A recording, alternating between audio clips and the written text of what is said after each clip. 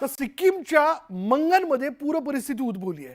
काही ठिकाणी मुसळधार पावसामुळे नदी नाल्यांना पूर आला। मुसळधार पाऊस, भूस्खलन, पूर यामुळे ईशान्येकडील राज्यांमध्ये तिहेरी संकट निर्माण झालं आहे। मंगनमध्ये नदीच्या पाणी पातळीत वाढ झाली आहे, तर भूस्खलन झाल्यानं पुलाचं मोठं नुकसान झालं आहे।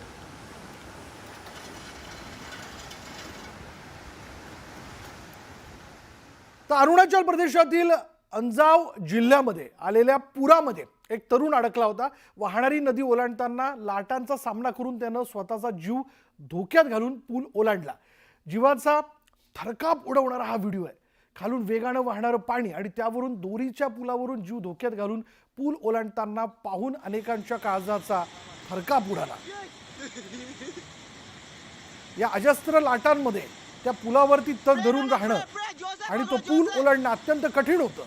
तरीही या तरुणाने जीवाची पर्वा न करता धाडस दाखवत हा पूल ओलांडलेला आहे। कदाचित हे धाडस त्याच्या जीवावर देखील बेतू शकलं असतं, कारण लाटा खाली ज्या पद्धतीने पुलाला झटके देत आहेत त्यावरनं या लाटांचं स्वरूप काय आहे, किती त्या अक्राळ विक्राळ आहेत हे यावरनं दिसून येत आहे।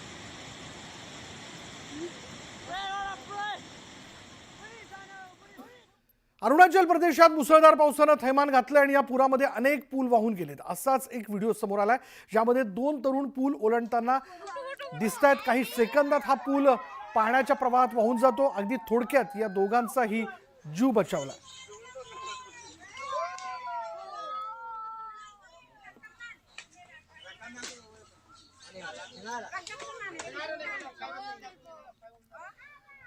तर मणिपूरच्या इम्फालमध्ये मुसळधार पावसाने हजेरी लावली। मुसळधार पावसामुळे नदीला पूर आलेला असून नदीकाठच्या गावांना सतर्कतेचा इशारा देण्यात आला। अतिवृष्टीमुळे अनेकांच्या घरात पावसाचं पाणी शिरल्याचं देखील समोर आलं आणि त्यामुळे सर्वसामान्यांचं मोठं नुकसान झाल्याचं कळत आहे।